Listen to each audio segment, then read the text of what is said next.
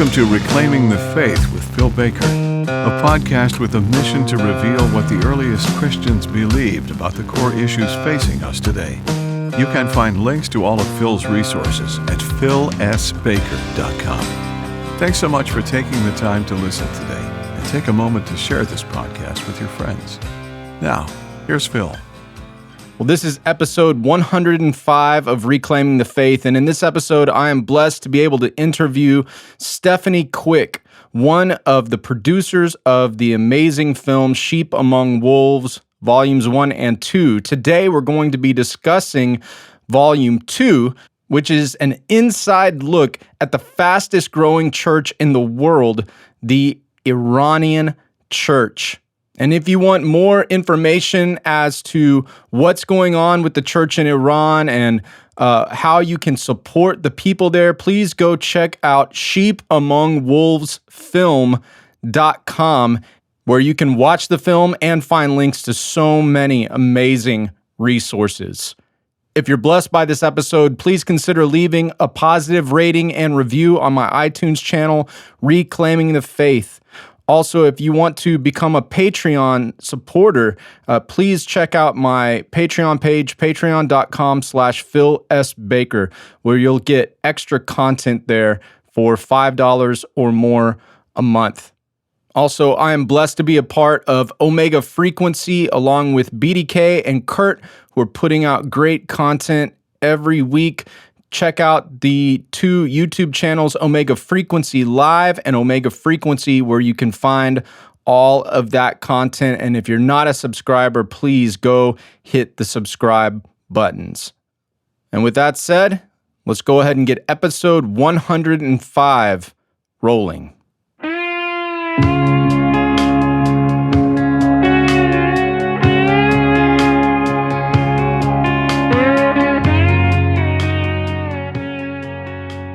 All right, Stephanie Quick, thank you so much for taking time to be on Reclaiming the Faith today. My pleasure. Thank you for having me.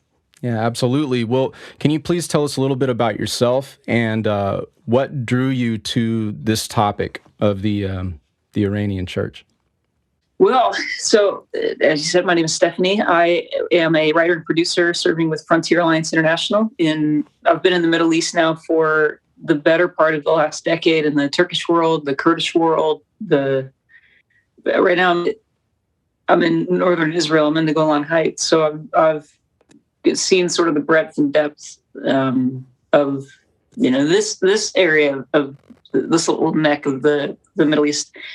And we were introduced to, the adage about Kevin Bacon. He's like 6 degrees removed from everybody in the world. Everybody in the Middle East knows everybody. So we got connected to folks who are at this stage. They might not use this kind of language because they're very humble, but are really being used by the Lord to spearhead the Iranian awakening. And so we are able to tell their story in a way that they're unable to tell their story. And so we can kind of go public and make a film and distort the voices, blur the faces, and be the face to advocate for them as a body of persecuted believers, but also just to tell their story. They don't need they don't need our help. We were just kind of like, how can we encourage people with your testimony, and how can we or really raise resources for you guys? How can we fund your leaders full time, or help fund your leaders full time? So we produced Sheep Among Wolves Volume 2. Sheep Among Wolves is one of our film series that is it's the Chronicles of the Persecuted Church. And so, we've got a few different. If 2020 wasn't 2020, if the pandemic hadn't happened, the skies hadn't shut down, we probably would have put out at least another, maybe 2 more volumes of Sheep Among Wolves that we've got, on the back burner in pre-production. But that's sort of the business way to say it. The more human way to say it is the privilege of my life to be put in a position where I can ever encounter the Iranian church. They're just an incredible body of people. And truly, the reason that we used this verse for the framework of the chapters in Chief Among Wolves 2 is that they are overcoming by the blood of the Lamb, the word of their testimony, and not loving their lives even unto death. They're just incredible. So we've learned so much from them. We are learning much from them, and the Lord, we got to be in a position where the Lord used us to serve them, which is a tremendous honor. Mm. Well, that film made a tremendous impact on me watching it, and several of my friends as well who've seen it. The film opens with an upside-down shot of an Iranian city. Well, why did you choose to open the film that way, with this upside-down shot? There's that language in Acts that the growing body of believers, the apostles, were turning the world upside down. And really, the Lord is turning Iran on its head, and he's doing it through people, and also he is coming to people and encountering people, and then they're like, I heard a testimony of one guy who was the Lord came to him, I think, in a dream, and dictated the entirety of John 1 to him. So he wrote down John 1. Wow. And then when some folks who did know the Lord already were led to him, he said, "Hey man, I've been like having these encounters with this man. He's just telling me to write these things down. Do you recognize this?" And he holds up what he'd been writing down, and it's John 1, Wow. So, as our Iranian brother says in the film, that the mosques in Iran are empty. Most Iranians, young Iranians, are they don't want Islam. They've seen the underbelly of Islam, and they don't want it. So they are turning to what many disenchanted, disillusioned, depressed young adults turn to, which is drugs and suicide and all kinds of things. And so I think that many in Iran are truly at the end of their rope, and that gets the eye of the Lord. That's throughout the scriptures. He's with the oppressed. He's with the downtrodden. When you're under the fist of the Ayatollah, you could really be in a prime position to encounter the Lord. So, Well, you just mentioned the Ayatollah, and for those who don't know who or what, I guess, an Ayatollah is, right? Like, can you explain that for them? And then in the film, you stated that the Ayatollahs are the best evangelists for Jesus in Iran. So, like, why is that? Yeah, I should have double checked my dates before we hit record, but late 70s, there's the Iranian Revolution, which sounds, as an American, I use the word revolution. It sounds like, hey, this is a good thing, but it was in a lot of ways, it was not a good thing. But the Lord can, Genesis 50:20, take what the enemy meant for harm and turn it into good out of anything. He can, Romans 8:28, anything. Yeah. And he's doing that with the Iranian Revolution. But, if you see photos of Iran, even Afghanistan, like back in the 50s, 60s, 70s, before the dreams of the caliphate were recovered. Remember the Ottoman Empire was the original Islamic caliphate, and it imploded and was carved up in the aftermath of World War I. So you have the entire Islamic world imagine the Catholic world not having a Vatican and not having a Pope. They would just be like, we had this North Star once, we had this compass once, and now we don't. And they probably really want to reinstate it. And that's what we're seeing in the Islamic world. So if you see photos before the Iranian Revolution, it was this window of time between the collapse of the Ottoman Empire and the institution of the Islamic Republic of Iran, where, an Iranian woman might have the same kind of hairstyle and clothes that my grandmother was wearing in the 60s, And so the Ayatollah came in, and I'm going to say on the front end, I'm not trying to bluff my way through this. I am just not geopolitical. I'm not the historian at FAI. We have other people who do that kind of thing, but sure. But the Ayatollah is a leader in the Islamic Republic of Iran. If I'm not mistaken, or confusing him, he's like the supreme leader of Iran. So you have this conflation of religion in the state, which is true Islam. The caliphate is a theocracy, and we're governed by the Quran. We govern with the sword of Islam. The jihad is a military endeavor in purest form, and so there's one of our Iranian friends says in the film that the Ayatollah is one of the most effective evangelists in Iran because, like I said, that they're exposing the underbelly of Iran. Like now Iran has seen behind the curtain, using the Wizard of Oz analogy, and they go, this is not peaceful. It's not satisfying. And in fact, one of the testimonies of one of our friend's wife, who's like such a catalytic disciple. She is an apostle in Iran, very prophetic.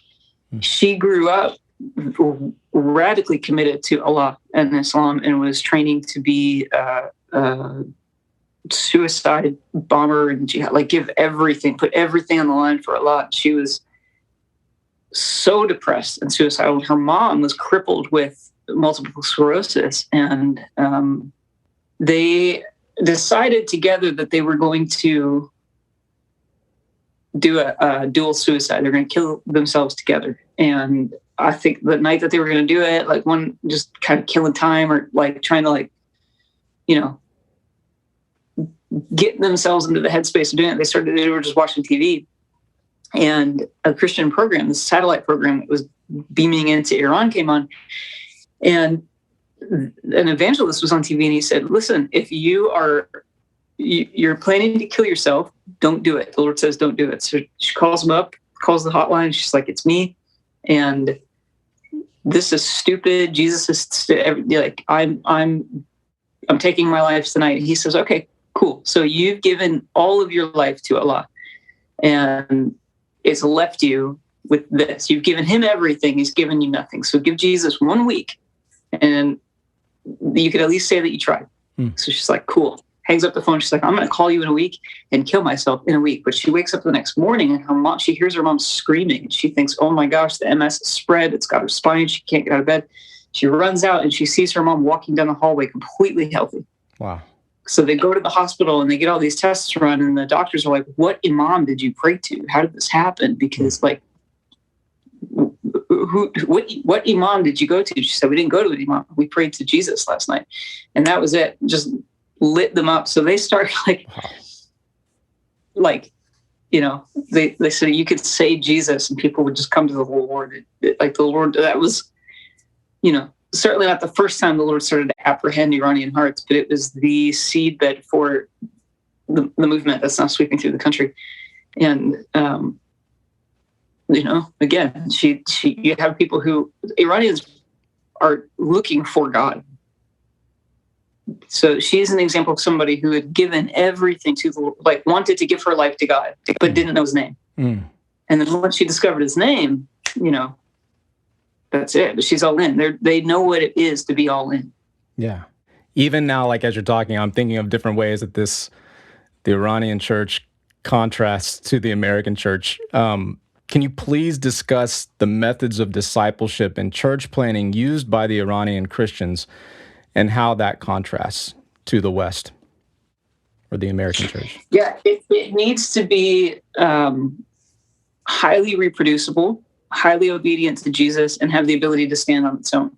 Because many have had experiences where they plant a church, they draw a bunch of people in, and everything's cool and gravy until persecution comes. And once the heat and the pressure is applied, your converts collapse, they implode. They don't have the fortitude within themselves to stand on their own. And it was cool while it was cool, and then as soon as it stopped being cool, they're not in this thing. And you're playing for keeps in Iran, it will cost you your life. So they started asking the Lord, what do we do if we get imprisoned, if we get thrown in jail? Then the people, in our flock need to be able to stand on their own. So if you think about, I think the healthiest way to think about leadership in the body is not so much that pastors are shepherds or leaders are shepherds, but that we are sheepdogs corralling. We are helping move the flock to the shepherd and protect the flock from wolves and, threats and such. So they developed a method that engages people in the word every week from the very beginning. This person is getting in the word, and you're doing it alongside them, but you ask these 4 questions. You read, say, Genesis 1, and then at the end of it, you say, what did this passage teach you about God? And they'll say, well, this struck me. Like we had a guy in Kurdistan who read it and went, men and women were made equal in the image of God. Or no, that God made everything. First question, what does this teach you about God? God made everything. Second question, what is in light of that, what does that teach you about man? And he said, gosh, men and women are made equal in the image of God. Cool. So what are you going to do this week to obey what you just learned about God and man? And he goes, I'm going to make my own bed. I'm not going to make my sister clean up after me, because in Kurdistan, the girls clean everything. The boys don't do anything in the house. And he goes, but if we're equal before God, then there's no reason that she needs to be my maid. Now, then the 4th question is, who will you share this with? Likely his sisters and mothers would be like, what are you doing? And he could share with them. So if he comes back on week 2 and you say, hey, how'd that go? Did you clean up after yourself? And he goes, yes, cool. So he's in it. He's like walking in fidelity to as God reveals things to him, because you're responsible for what, to whom much is given, much has been required. So there's a law of stewardship, a principle of stewardship. If you're stewarding the revelation that the Lord gives you, then we keep rolling. But if you come back and go, no, I wasn't really in the mood, I didn't obey it, I didn't share it with anybody. Now this person's, they're not in. If they don't want to, if they're not in on like the small cost, they're not in on the big cost. So then I don't need to. I'll get coffee with somebody else. I'll read these stories with somebody else. And what that does is if somebody's like, say you're doing it with them for a month or a week, whatever, even if you just have one session with them, they're going to remember. Those are 4 easy questions. What did you learn about God? What did you learn about yourself? How are you going to obey what you just learned, and who are you going to share it with? Meaning, if I'm doing this with my neighbor and then I get thrown in prison, they can stand on their own 2 feet. They don't need me to go through the word. I'm not telling them that they have to go to seminary before they can start to share this with other people. So they're immediately, before people even come to the Lord, they're sharing it with other people, which is what we see in the New Testament. When the Lord gathered the apostles, the disciples to himself, and he sent them out, the 12, the 70, 2 by 2, these guys were like, Judas was a disciple. He was called a disciple. He was being discipled and he was discipling, And that really shifted my everything. Like, what does it mean to find Levi and go have dinner at Levi's house and hang out with his buddies, such that the religious folks around you go, hey, are you like an alcoholic now because you're hanging out with all the folks who drink too much? And Jesus can be like, I didn't come here for, like, the doctor doesn't come for people who are healthy, and if you don't understand why I came here, you're not going to understand why I'm sitting at the table with people who, are in need of a physician, and all of the symptoms of being in need of a physician. Of course, they also were in need of a physician, but it shifted something. It was really helpful for me to realize discipleship doesn't begin once you emerge from the waters of baptism. Discipleship is the journey that leads you to the waters of baptism. And some people, like Judas, don't go there. They don't want to.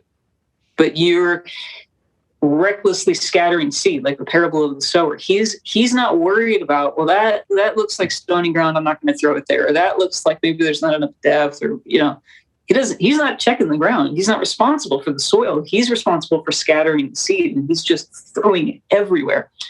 And that's what we should be doing. Yeah, I think the line in the documentary is, we don't convert to disciple, we disciple to convert. Which is, yeah, absolutely. As you're explaining, those passages in the gospel, like with Levi or with Zacchaeus, Zacchaeus, that's definitely the pattern that you see. And Jesus is even using people from the beginning, the 12 and the 70. They don't believe in the crucifixion and resurrection yet, but they're following him and doing that work. The Spirit's using them in powerful ways. That's so good. earlier you mentioned like the main apostle in this movement is the woman who was going to kill herself, and then her mom got healed, right? In the movie, it also, or the documentary, it also says that like so many of the leaders in the Iranian church are women. Why do you think that is? I ask myself this a lot, actually, because even, it's just been true throughout history. The church has been mostly female. Even on the field, if you were to pluck 100 laborers, 85 of them are going to be women. 10 of them are going to be married to some of the other women. I think, 10 of the remaining 15 guys are going to be married to the women there, and then there'll be like 5 single guys. But you have this whole, the big group of women. And I think in the way that it's true of foreign laborers that the Lord is drawing to the field, in the way that it's true of indigenous laborers that the Lord is pulling out of, on the field. Lord of the harvest, send laborers. Sometimes that looks like he just raises them up within, on the field itself. I think, on one hand, it's like I said earlier, that the Lord sees the oppressed. And, I think it's Peter uses the language that women are the weaker party between men and women. And I think it's because God and the apostle could acknowledge women are at a sociological, cultural, even just in terms of sheer human strength, at a disadvantage. And he's saying, look, you need to advocate for the weaker party. That's Christ-like, and the Lord does that. He's advocating for women, and the wisdom of God is foolishness to the world. And what we would strategize is shamed by the cross, by the wisdom of God in executing himself on the cross. In that, the Islamic world is steeped in 7th century patriarchy and misogyny. So for the Lord to elevate and use and give dignity and platform to women, he's not only going after the most oppressed party, he's doing a sign and a wonder before the powers and principalities of the air, because the wisdom of God is foolishness to the world. And Anna, Dalton's wife, used just incredible language. She and I were talking about it. She wrote an article about this, and I think I think it was volume 3 of, we do an annual field journal called Pilgrim. It's volume 2 or volume 3. And I think it's volume 2.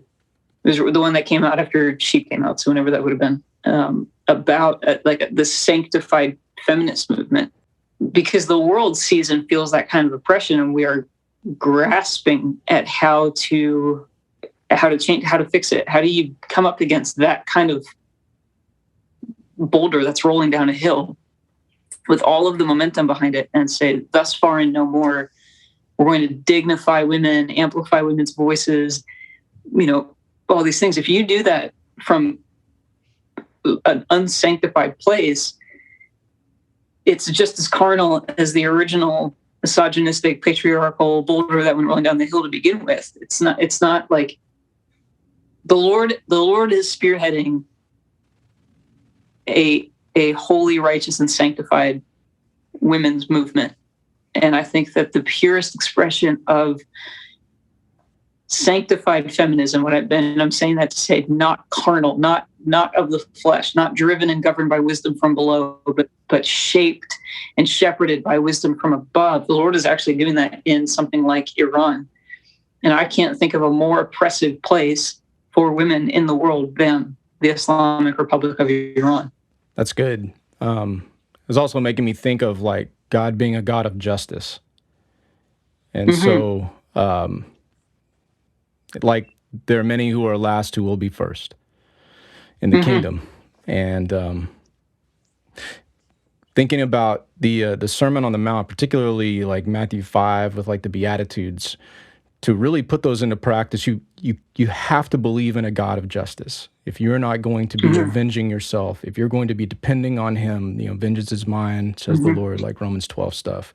You got to believe in a God of justice. And so you've already hit on some of this in the interview already, but what role does the implementation of the Sermon on the Mount play in the growing church of Iran? And I ask that because there's certain denominations that feel like the Sermon on the Mount's just hyperbole.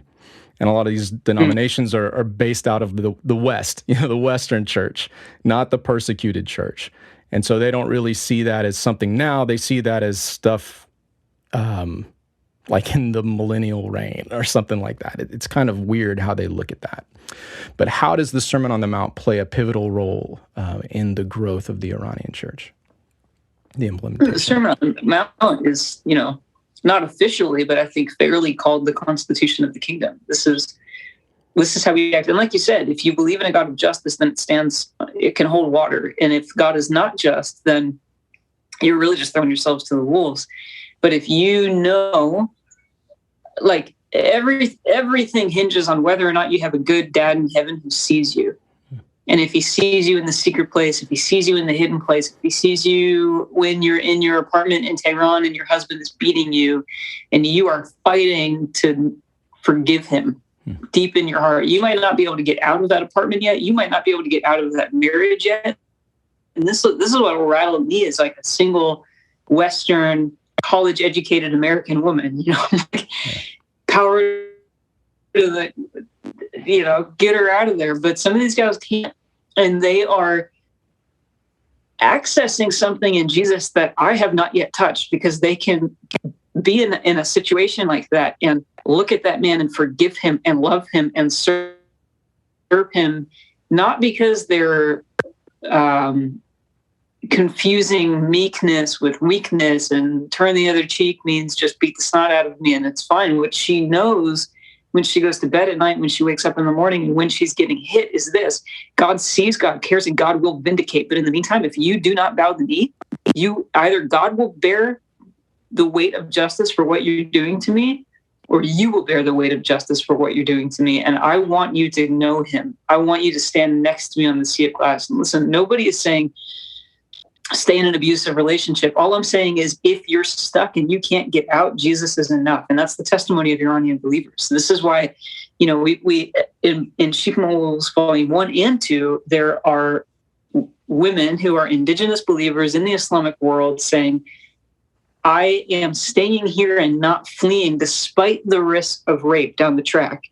If I get caught, what they'll do to me, what they'll do to my body. And I have decided, and some of these women are married and they've had the conversation with their husband. They've said, I have decided that I will present myself as a living sacrifice. And if being here and presenting a witness of Jesus and the gospel of the kingdom to my neighbors, to my community, to my country that's under the oppressive thumb of Islam, the fist of Islam, under the sword of Muhammad, then if I am jeopardizing myself and putting myself at risk of that kind of abuse, then I decide to present myself as a living sacrifice, and come what may, if I die, I die. But you're going to hear the name of Jesus. That's incredible. That's different than what I grew up with, or even that I would even be inclined to think, whatever. It just, I'll never forget first hearing that interview. Yeah, like to some of my peers, they would apply the word pacifism to that approach, but it doesn't seem like pacifism at all. It seems like they are at war.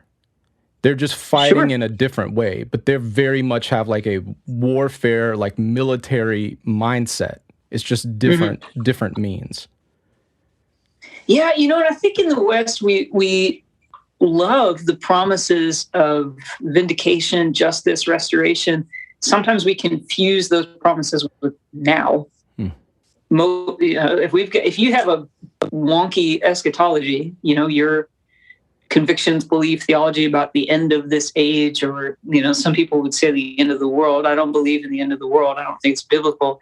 If you think that the kingdom is here and now, or there is actually no millennium, it is all figurative.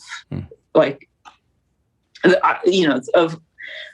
am a Westerner. I came to faith in the West. I came to faith in Florida in a pretty big church. So I'm not like this whole, I don't think that the whole system is like apostate and apart from God and he can't use it. He's there. People are super faithful, leaders, congregants who love the Lord. I think that we have got to reckon with the scriptures as they relate to the end of this age, and therefore justice, vindication, because it informs how you walk through suffering now. And if you think that we're not supposed to suffer anymore, you're just not going to know how to respond to even something like 2020. You don't know what to do with that kind of global pressure. And the prophets tell us that the world is going to get to a point where it's buckling under the weight of sin. It's tottering like a drunkard on its axis. And 2020 is going to sound like a walk in a park when we're going through that day. So I'm thinking of George Mueller. Are you familiar with George Mueller? Mm-hmm. He was a contemporary of Charles Spurgeon, A.T. Pierson, Hudson Taylor, Adolph Saphir. And George Mueller said to A.T. Pierson what somebody else, Hudson Taylor had the same kind of story, but he was in this case, he was in Pierson's position. But Mueller and Pierson are on a train ride, and Pierson was an amillennialist. And Mueller was like, he just leans into him and he goes, "My dear brother, everything you've just said, all of the reasons why you think that we're like already in the millennium or it's this figurative thing or whatever," he said, "I love you. None of that is in the Bible." And somebody said something similar to Hudson Taylor when he was a young man. They were like, "That sounds cool. That would be really convenient. It's not in the Bible." Yeah. And it wasn't that these guys went, "Oh gosh, my friend told me that I was wrong and I just like switched my card out, and now I'm like a card carrying premillennialist." That wasn't it. They went, "This guy knows me, loves me, cares about me, and I know that he loves the Lord. So I wonder what it is." They had the humility to go, "Listen, if in fact this position is true, then I can go, like, truth can survive scrutiny, so I can go shake it and it'll hold up. Yeah. But if I go to the Lord is the rock, right? So if we blow on it from any direction, it doesn't move."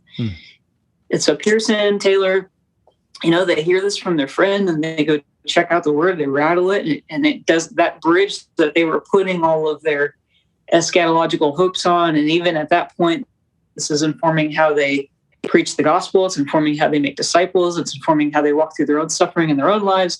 That bridge buckles. It doesn't bear the weight. And they go, "Well, they were right. It's not in the Bible." But they had the humility to see that. And that's why we saw, Mueller, Pierson, who were so involved in the student volunteer movement, Hudson Taylor, the China Inland Mission, student volunteer movement, Spurgeon. Pierson outlived all of these guys. And he was there as the student volunteer movement started to shift from a blessed hope, Jesus, Son of Man, appearing in the sky, coming in the clouds of power and glory. That's our blessed hope. Titus 2:13, I think.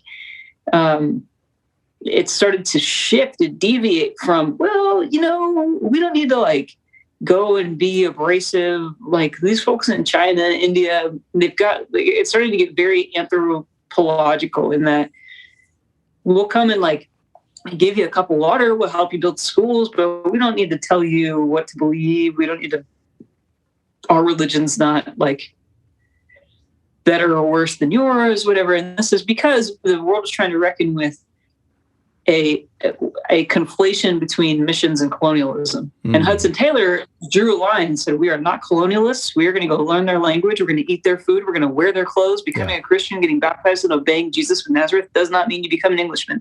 It cannot mean you become an Englishman. So we're going to lay down England. We're going to die to England when we depart her shores. And we are coming here we are becoming Chinese men and women." I don't mean this on a cultural appropriation way, but they're we're all things to all people. Right. They are going to stand on the sea of glass and speak to the Lord in their Chinese dialect. And we love that. We honor that. And we are going to learn that tongue now and preach the gospel to them in their tongue now. They were not colonialists, but the student volunteer movement is this era of, this wave of young adults hitting the field, leaving Ivy League schools, packing their stuff in coffins and going to the field in the 1800s. And then it splintered at the threshold of coming into the 20th century because it started to get drunk on what is really common theology in the West today, that we are standing on the promises of the kingdom now, and Jesus just wants to give everybody a hug, and there's no wrath to come that we have to worry about, and you can bow the knee or not. It kind of doesn't matter. But do you want some water? We'll give you some water. We'll put it on Instagram, #blessed. Wow. And the Lord,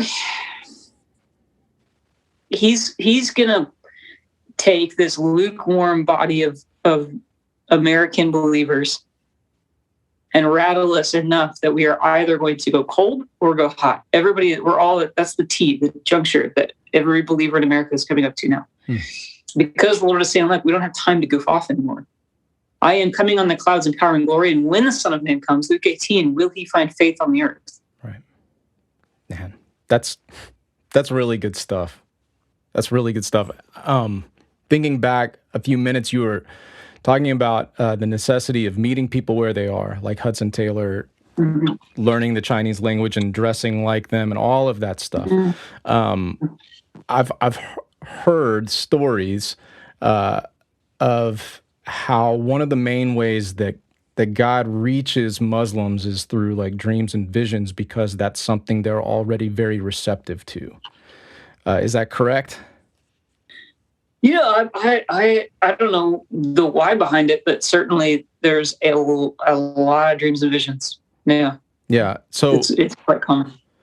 So, like, in addition to that, like, what role do you think, or how do miracles play a role in the growing Iranian church? And you've already hit on some of that, but I wonder if you can maybe share a couple more stories. Yeah, if and again, if anybody wants to watch this film, it's free online. It's on YouTube. You can search Sheep Among Wolves 2. And again, as you know, they teach them by immediate experience how to get in the Word and hear from the Lord and implement what you hear from the Lord to obey the Lord. Because if you can be faithful in the small, you can be faithful in the big. Yeah. And if you learn to hear the Holy Spirit, and like, because these guys are really, when they get up in the morning, they're praying, Lord, where do I go today? And if he says, go to that coffee shop, but do not go to that coffee shop. If you don't listen to him and you go to the wrong coffee shop, you get arrested. You could get arrested. You know what I mean? And maybe one day the Lord will lead them into that kind of thing. Because there were times in Paul's life where the Lord spoke to him and said, don't go down that road. They're going to arrest you. And then later he said, Paul, your time has come, So I'm not saying that he like always ninja senseis you out of harm, but as people begin to get in the Word and read stories about God and learn how to hear God and obey God, ultimately they're the disciple maker who's discipling them is literally praying and fasting that God would break into this person's life with a power encounter, because that's what holds you and keeps you. If you meet him, I remember hearing this story like in 2008. I was in an internship, and the internship director had a meeting with the pastor of a really like one of the largest churches in Cairo, and he was saying this Egyptian pastor was saying to my program director, you have all these young Egyptians come. He said, I have all these young Egyptians coming into my office saying, I'm Muslim background, born and raised Muslim. And I'm a Christian. I met Jesus, and he's like, okay, but do you understand that if you get baptized, what this means? You change your like governmental ID, your paperwork, you change from Muslim to Christian. This has massive repercussions on your life. It's not a casual thing. You can't change your mind tomorrow morning or next week and go back, flip around. Do you know what you're doing? And he said, I asked them all this question because I have to. I don't want them coming in here and like haphazard, like not knowing the cost. I want to know that they have counted the cost. And he said, the most common response I get is this like kid sitting across his desk looking at him going, have you seen him? And he's like, what? And they go, have you seen Jesus? And he goes, no, I haven't. And they said, yeah. And again, he said this conversation, look, he hears this a lot. They go, yeah, I suspected that you've never seen him, because if you had, you would not be asking me this question. And there are so many testimonies included in Sheep Among Wolves 2 that, I don't want to ruin them. Just incredible. These folks are like, the thing about it that's really incredible is that it's not just that they like, meet the man in white and go, wow, there's something about him that's different. He's got these eyes of fire. It's that he knows them, and he comes to them in a way that only they would know this matters, or I needed to hear this from you, or I needed, whatever. There's a testimony of a gal who was trying to take her own life and, ties the noose, gets her neck in it, jumps, or she thinks that she jumps, because now she's having a dream where she's standing on Jesus' shoulders. And he's reciting Psalm 91 to her. She doesn't know Psalm 91. And she feels, for the first time in her life, she feels safe. Not only safe, but safe with a male presence, which is, with her background, with her story, she wouldn't have. But she's standing on this man's shoulders. He's speaking Psalm 91 to her. She feels so safe. And he says to her, I'm always with you. I'll never let you go. And she wakes up laying in her bed and she goes, oh my goodness, what a powerful dream. I must have just kind of hallucinated the whole thing. And she stands up, she looks in the mirror, and she's got a black mark around her neck. You know what I mean? That kind of thing. Yeah. What? That's signs and wonder. Like, we don't have language for what that is, but the Lord is so personal and so thoughtful. And that girl, you could come to her with guns, whatever. Like, come to her with the news. We're going to kill you. Fine. I don't care. You know who I'm going to be with? The one whose shoulders I sat on. I don't care what you do to me. Yeah. So I was showing my 12-year-old this documentary last night, my daughter, and my wife and I we were watching it all together. I'd already seen it, but just wanted to show them.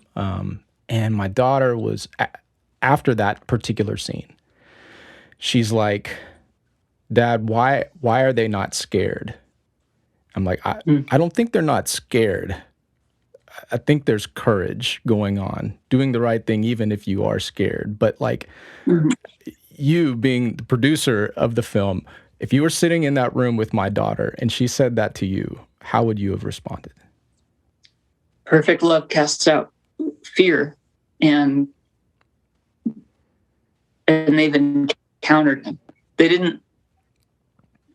You know what I mean? Like, they're living a different experience in God than I have had. I've not had encounters like that.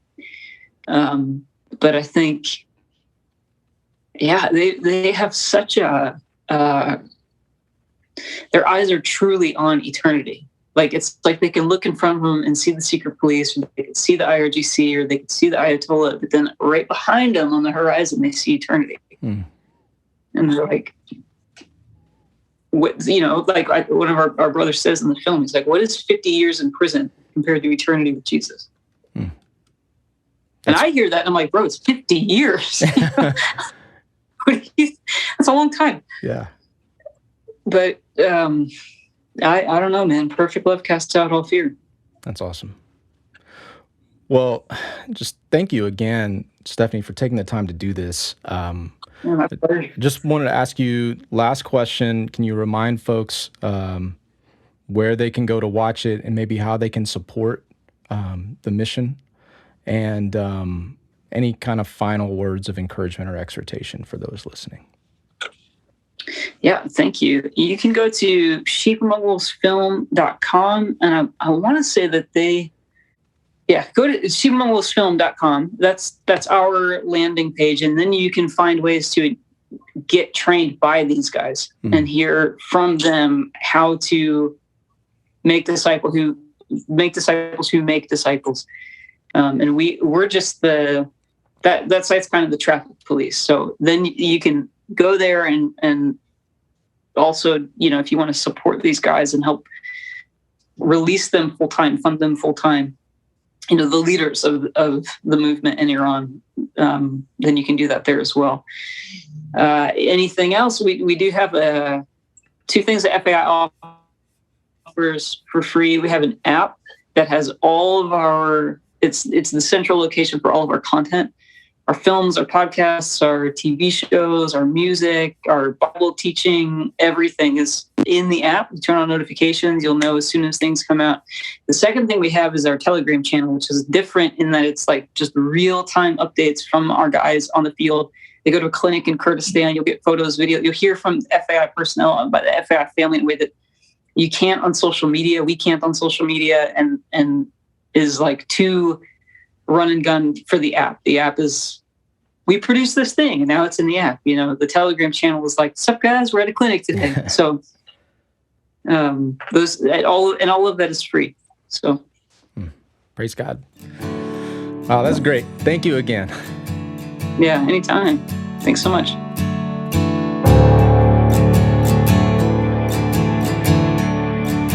Waited so long,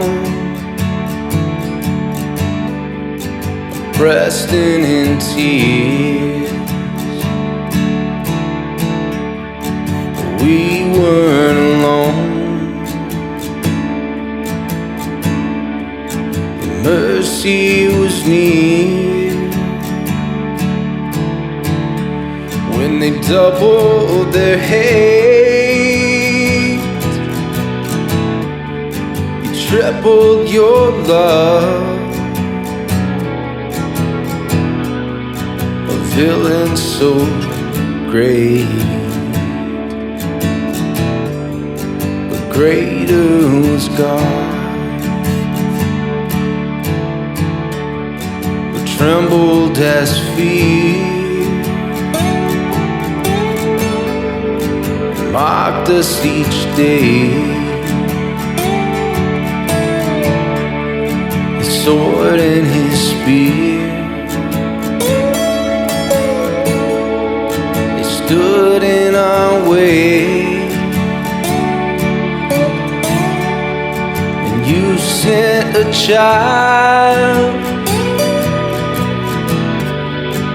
faith and a rock, villain so great, greater was God.